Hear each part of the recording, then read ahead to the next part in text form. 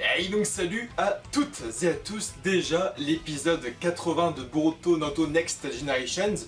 Putain, déjà 80 épisodes pour, comme je vous l'avais dit la semaine dernière, environ 15-16 épisodes de la trame de base, de la trame originale.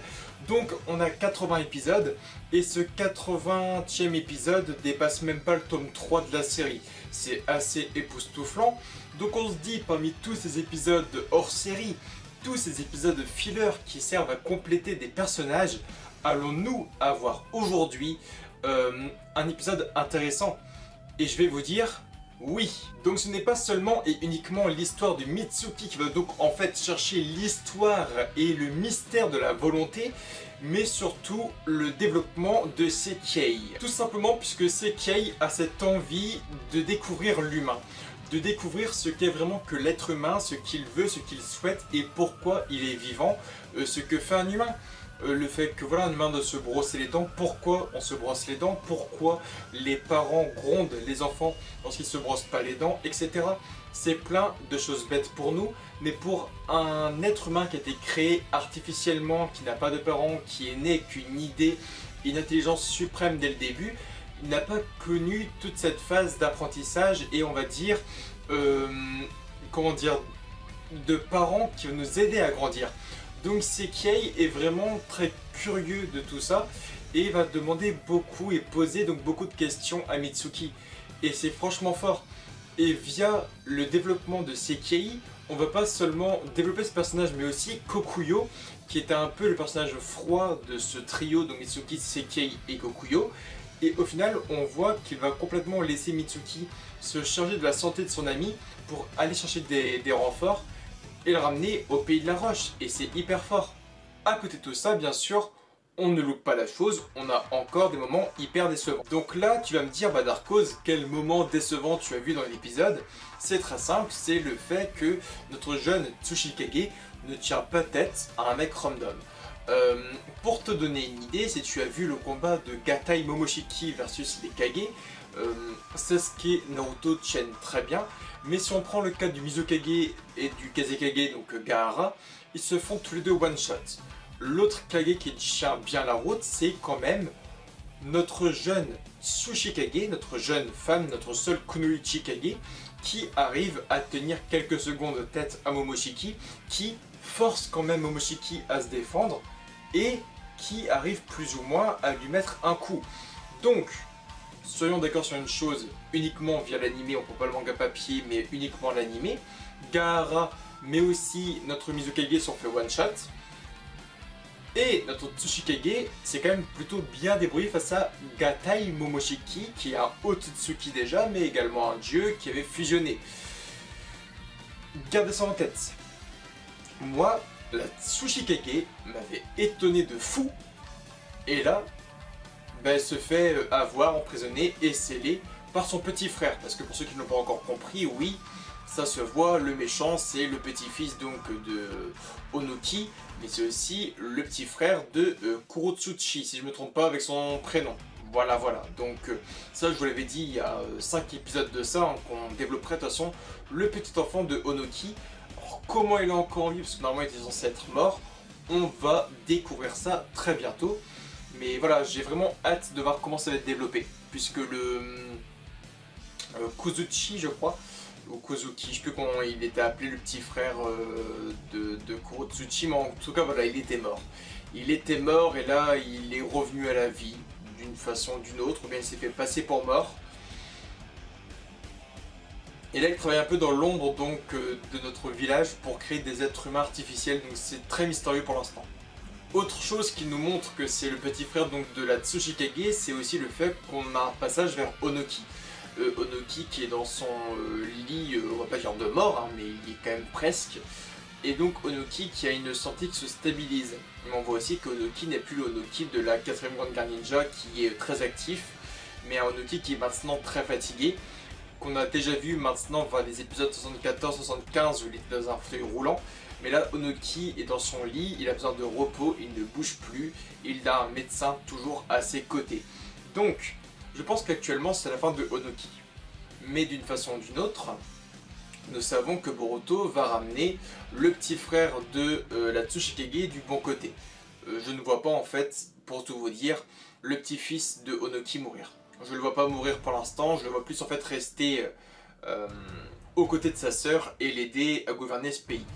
Pourquoi également? C'est qu'on apprend que Maître Q, Seigneur Q, veut devenir Tsuchikage. En gros, il dit, bon voilà, Kurotsuchi, c'est fini pour toi. Maintenant, c'est moi le Tsuchikage, c'est moi qui va en fait gouverner tout ça. D'ailleurs, il y a un grand côté, un grand clin d'œil aussi à la guerre ninja, hein, quand on voit que Maître Q est sur une colline et qu'il y a tous les Akita qui sortent de la flotte là. Ça fait vraiment un peu Kabuto et Toby avec les Zetsu qui sortent de la flotte, hein. C'est quasiment le même plan. Mais voilà, pour moi c'est dit, c'est montré, Boruto va encore changer quelqu'un et le forcer à rejoindre le bon côté de la chose. Maintenant je me dis, Boruto a aidé le pays de Kiri. Donc il a aidé le Mizukage à l'époque, où il y avait les 7 nouveaux ninjas Spadassin, où il les avait complètement aidés aussi à éviter cette nouvelle guerre qui allait éclater avec les 7 nouveaux ninjas Spadassin. Donc Boruto s'était mis contre eux. Là, Boruto, je pense qu'il va aider maintenant le pays de la Terre, où la Tsuchikage a quand même été emprisonnée. Donc je me dis, est-ce qu'on n'aurait pas des épisodes filler où il va aider Gaara bientôt? Est-ce qu'il va pas aider aussi le Raikage? Donc je me pose beaucoup de questions en effet, c'est que là Boruto va quand même sauver le Mizukage et la Tsuchikage en 2 fillers différents certes, mais il va quand même aider des Kage. Est-ce qu'il va pas aider Gaara et Darui très bientôt? C'est largement possible. C'est largement possible, c'est que là Boruto est en train d'enchaîner des sauvetages de Kage indirectement via des fillers. On verra tout ça. En tout cas, ce qui est à garder pour l'instant, c'est bon, l'amour qu'a Mitsuki envers Boruto, qui est toujours présent. Ce qui reste en moins très beau, c'est l'écriture de Seikei, ça je l'ai encore dit, c'est le fait que Seikei avait vu depuis le début que Mitsuki les avait trahis. Du fait qu'il ait vu le serpent, il avait aussi vu qu'il avait endormi voilà, le garde, qu'il avait fait plein de choses pour laisser des messages à Boruto sur où il allait et vers où il allait, pourquoi il y allait. Donc Seikei avait tout vu dans le jeu de Mitsuki depuis le début. Tout ce qu'il souhaite, lui, c'est en fait d'être ami avec Mitsuki, donc il a un truc de touchant. Le côté coucher de soleil, etc. Maintenant, je pense qu'on s'est tous attendu à une chose, on voulait voir d'un côté Mitsuki pleurer. Parce que Mitsuki disait, tu vois là-bas, ce qui est en train de se coucher, c'est ce qu'on appelle un coucher de soleil. Et souvent, les êtres humains pleurent en voyant cette chose. Et donc Seikei fait, est-ce que toi tu as donc déjà pleuré pour quelqu'un qui est mort? Et Mitsuki dit non. Et Seikei dit, est-ce que tu vas pleurer lorsque je mourrai? Parce que Seikei a quand même failli mourir aujourd'hui. Et Mitsuki dit, je ne sais pas. Donc on s'attend aussi à ce que Mitsuki pleure à la mort de Seikei, parce que ça va arriver. Maintenant, j'ai hâte de voir comment ça va être développé. Pour vous dire, c'est que là, j'ai l'impression que ça fait maintenant 3 semaines, 3 épisodes qu'on est dans ce fameux désert, avec les mêmes palettes de couleurs d'un coucher de soleil tout le temps. On est en train de courir dans ce pays de la terre. Et un Boruto qui est encore inconscient d'ailleurs. Boruto qui a donc pris la foudre serpentine de Mitsuki semaine dernière. Et un Boruto qui est encore inconscient aujourd'hui.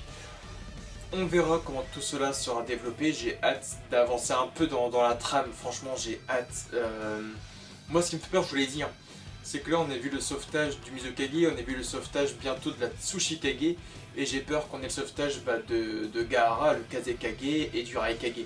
Parce que d'une façon ou d'une autre, Boruto, je vous le répète car c'est important, il est sur un sauvetage de Kage depuis maintenant plusieurs fillers. On verra où ça va. En tout cas, on peut pas nier un truc, c'est que leur série est bien travaillée. C'est-à-dire qu'on a le sommet des Kage qui se place avec Onoki qui parle de son petit-fils. Et là on voit que c'est son petit-fils qui est en train de tout gérer au pays de la Terre. Donc c'est cool. C'est cool. Maintenant on se dit Onoki est au bord de la mort, ça se voit. Est-ce que Boruto va vraiment ramener son petit-fils du bon côté, du fait que voilà, il ira au bord du lit de son grand-père, ce qui va un peu le ramener aussi sur le devant. On verra tout ça. Moi après ce qui serait vraiment intéressant, c'est que là Onoki meurt. Moi je vais pas vous mentir, j'aimerais que Onoki meure dans ce filler, parce qu'il est vieux. Il est très vieux. Je vais encore vous faire chier avec un truc, c'est... on peut pas vraiment développer l'ancienne génération... Enfin, la nouvelle génération si l'ancienne est trop présente. C'est montré dans plein de mangas, et ça je vous l'ai dit, Shikamaru n'a jamais été aussi bien développé depuis la mort de son père. Ino, pareil, depuis la mort de son père. Naruto n'a jamais été aussi bien développé depuis la mort de Jiraiya. Donc voilà. Moi je pense qu'Onoki, là, il doit vraiment mourir pour laisser la Tsuchikage et son petit frère gérer le truc. Et puis voilà, Onoki sort par la grande porte. Hein. Il a affronté Madara à plusieurs reprises. Il a affronté Madara, les gars. Il a fait plusieurs guerres ninja. Il est juste monstrueux. Il est hyper vieux. Il a un pouvoir incroyable. Donc, on verra tout ça pour la suite donc, de Boruto dimanche prochain.